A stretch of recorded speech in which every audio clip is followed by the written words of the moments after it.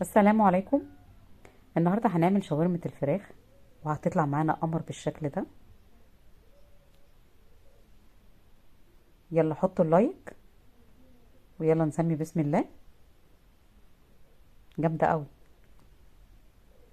معايا 3 معالق كبار من الزبادي، وطبعا لو هعمل كمية اكتر هزود الزبادي، يعني هزود التوابل والزبادي حسب الكمية اللي هعملها بتاعت الفراخ. 3 معالق كبار من الزبادي. هضيف عليهم معلقة كبيرة من عصير الليمون، معلقتين كبار من الخل،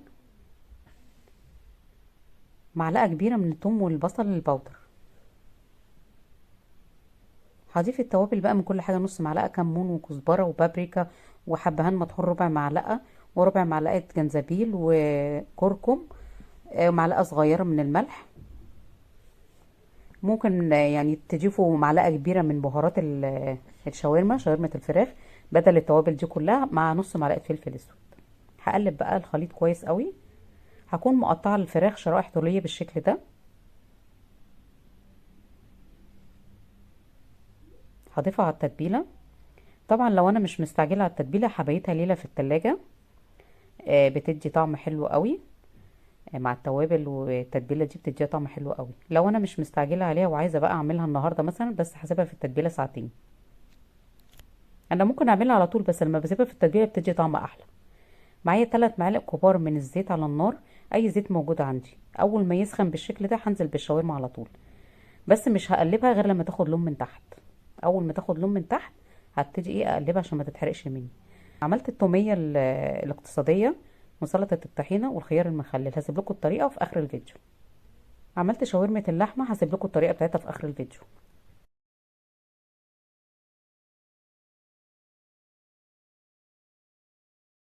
هقلب بقى كده. كل ما تبتدي تاخد لون من تحت هقلبها.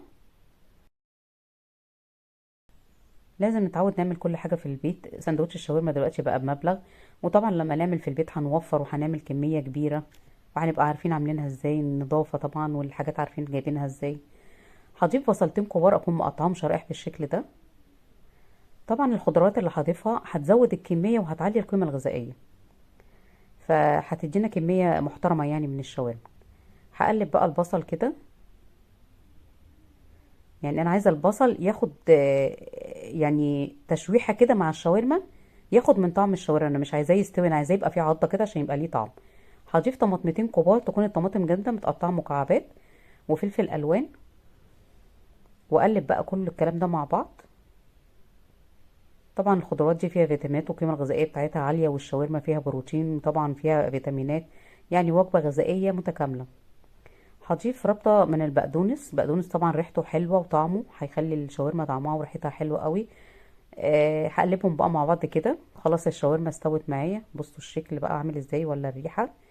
عملنا طبق يكفينا ويكفي الجيران كمان. بصوا باتنين من صدور فراخ عملنا كمية قد ايه.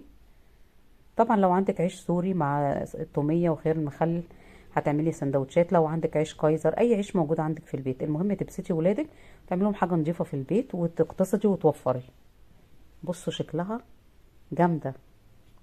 لو عجبكم الفيديو اعملوا لايك واشتركوا في القناة، ما تنسوش تفعلوا الجرس عشان يوصل لكم كل فيديوهاتي. باي باي. جامدة قوي.